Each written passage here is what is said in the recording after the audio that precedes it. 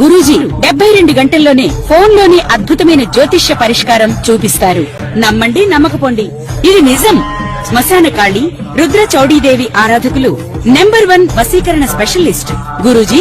మనిషి పుట్టుక నుండి చనిపోయే వరకు వచ్చే అన్ని క్లిష్టమైన సమస్యలకు పరిష్కారం ఇక్కడ లభిస్తుంది. విద్య, ఉద్యోగం, వ్యవహారం, స్త్రీ ప్రేమ, పెళ్లి, సంతానం, స్త్రీ పురుష వశీకరణం, భూవశం, భార్యాభర్తల కలహాలు, కోర్టు సమస్యలు, విడాకుల సమస్యలు, చేతబడి, అప్పుల బాధ, ఇంకా మీకు ఎలాంటి సమస్యలు ఉన్నా 72 గంటల్లోనే.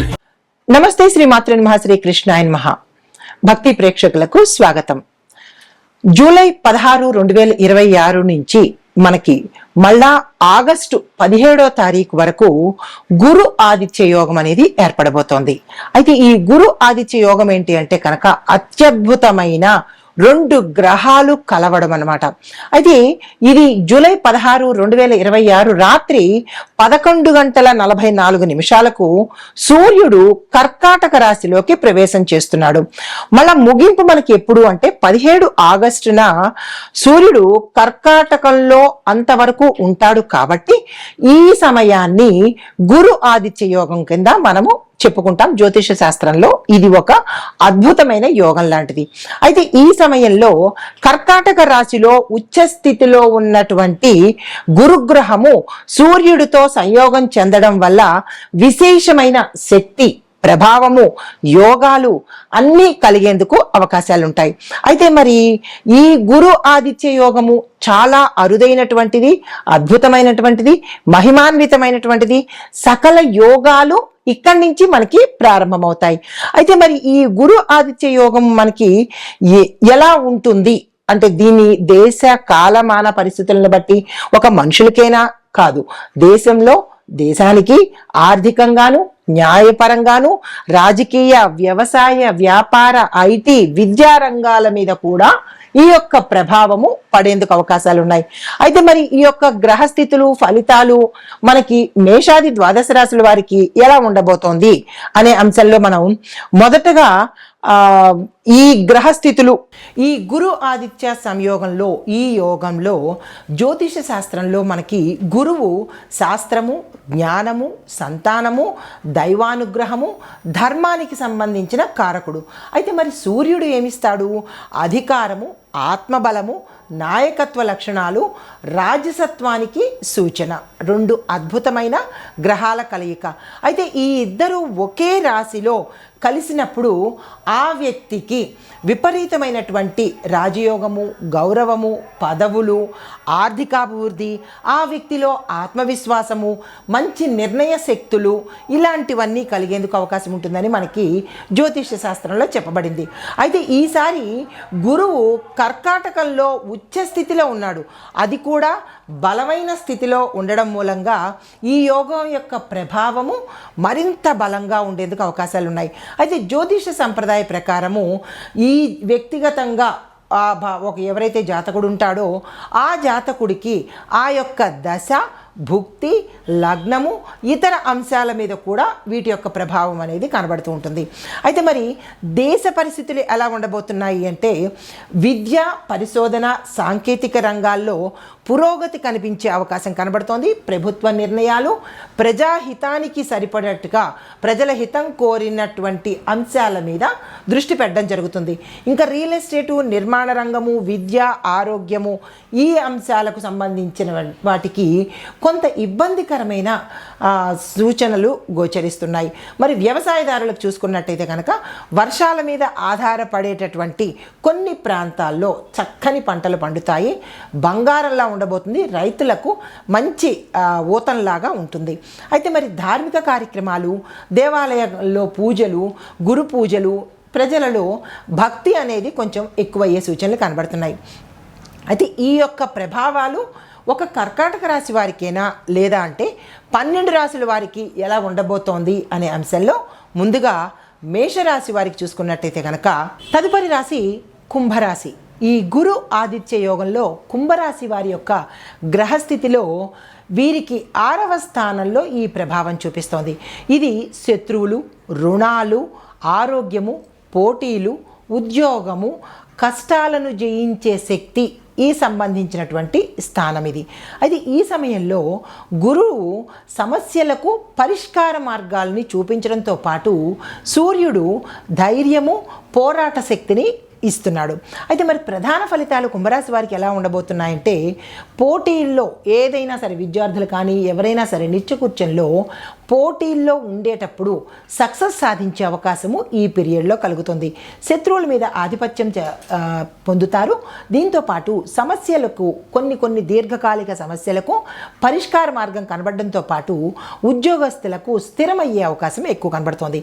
అయితే మరి ఉద్యోగస్తులకు స్పెషల్గా ఎలా ఉండబోతోంది అంటే, ఉద్యోగంలో వీళ్ళకి ఏదైనా కాంపిటీషన్స్ ఉన్నా, లేదా ఎవరైనా వీళ్ళని దిగజార్చాలని చూసినా, లేదా ఏదైనా కుటిలత్వం చేసినా దాన్ని అధిగమించే అవకాశము ఈ సమయంలో కలుగుతుంది. మీ పనితీరుకు గుర్తింపు పొందడంతో పాటు కొన్ని ఉద్యోగంలో ఉండే సమస్యలకు పరిష్కార మార్గాలు దొరుకుతాయి. ప్రభుత్వ ఉద్యోగాల కోసం ప్రయత్నం చేసేవారికి శ్రమకు మీకు తగినటువంటి ఉద్యోగం లభించే అవకాశం కనబడుతోంది. అయితే మీరు ఎక్కడ జాగ్రత్తగా ఉండాలి? కార్యాలయంలో వివాదాలకు దూరంగా ఉండే ప్రయత్నం చేయండి. ప్రతి దాంట్లోనూ ఇన్వాల్వ్ అయ్యే ప్రయత్నం చేయకండి. అయితే మరి ఐటీ ప్రైవేట్ రంగంలో ఉన్న వాళ్ళకి ఎలా ఉండబోతోందంటే, టెక్నికల్ సమస్యలను పరిష్కరించే వారికి మంచి పేరు ప్రఖ్యాతలు రావడంతో పాటు ప్యాకేజీ పెరగడము, స్థానములు మారడం జరుగుతుంది. పోటీ ఎక్కువగా ఉన్న రంగాలలో ఉండే వారికి విజయం సాధించే అవకాశం కనబడుతోంది. కొత్త నైపుణ్యాలు నేర్చుకోవడం వల్ల మీకు లాభం కలిగే అవకాశం గోచరిస్తోంది. Health tech, data, system, service ఈ రంగాలలో పనిచేసే వాళ్ళకి అభివృద్ధి, ధనము పెరిగే అవకాశం ఉంది. మరి వ్యాపారస్తులకు ఎలా ఉండబోతోంది? పోటీదారుల మీద మీదే పై చెయ్యగా, అంటే మీ యొక్క కాంపిటీటర్స్ మీద మీరే సక్సెస్ అయ్యేటట్టుగా గోచరిస్తోంది. సేవా రంగంలో ఉన్న వాళ్లకు విశేషమైన లాభాలు, పేరు ప్రఖ్యాతలు వస్తాయి. పాత సమస్యలు గత కొంతకాలంగా 9 ఏళ్ళు, 8 ఏళ్ళు, 10 ఏళ్ళు ఇలా కొంతకాలంగా మీకు పరిష్కారం కానీ, కుటుంబ సమస్యలు కానీ, వ్యాపార సమస్యలు కానీ, ఏదైనా సమస్యలు పరిష్కార మార్గానికి సూచన చేస్తున్నాయి. రుణాలు, ఒప్పందాల విషయాల్లో మాత్రము చాలా జాగ్రత్తలు తీసుకోవాలి. ఆర్థిక పరిస్థితి ఎలా ఉండబోతుందంటే, ఆదాయం స్థిరంగా ఉంటుంది కానీ కొంత ఇబ్బంది పడేటట్టుగా గోచరిస్తోంది. రుణ సమస్యలు తగ్గించుకునే అవకాశం కనబడుతోంది. ఖర్చులను నియంత్రించడం వల్ల పొదుపు మార్గాలను ఆచరించవచ్చు. ఆరోగ్య విషయంలో ఖర్చులు ఎక్కువగా అయ్యే అవకాశం ఉంది.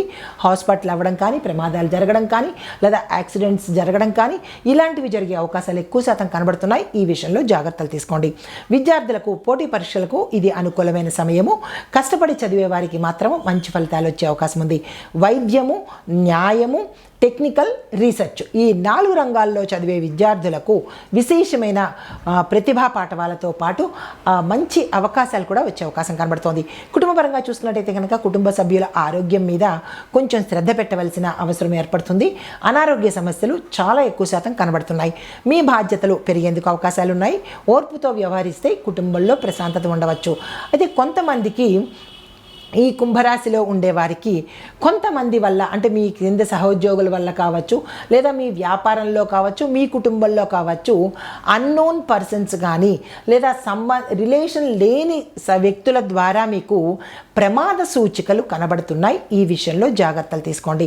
వివాహము, సంబంధాలు ఈ విషయం చూసినట్టయితే కనుక సంబంధాలలో సహనాన్ని పాటించే ప్రయత్నం చేయడంతో పాటు చిన్న అపార్థాలు వచ్చే అవకాశం ఉంది. దాన్ని పెద్దవి చేసుకునే ప్రయత్నం అస్సలు చేసుకోకండి.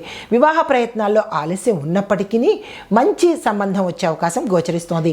ఆస్తి, వాహనాలు ఈ అంశంలో రుణాల ద్వారా ఆస్తులు కొనుక్కోవాలన్న అంశం చూసినట్టయితే కనుక చాలా జాగ్రత్తగా ఉండే ప్రయత్నం చేసుకోండి. అప్పుల పాలవ్వడం కానీ, నష్టపోవడం కానీ జరిగే అవకాశం ఉంది. పాత ఆస్తి సమస్యలు పరిష్కరించుకునే అవకాశం ఎక్కువ శాతం కనబడుతోంది. పత్రాలను పూర్తిగా చదివి పరిశీలించి సంతకం పెట్టే ప్రయత్నం చేయండి. రైతులకు చూసినట్టయితే కనుక పురుగు సమస్యలు, పంటల ఖర్చులకు సంబంధించిన విషయంలో చాలా జాగ్రత్తగా ఉండే ప్రయత్నం చేయాలి.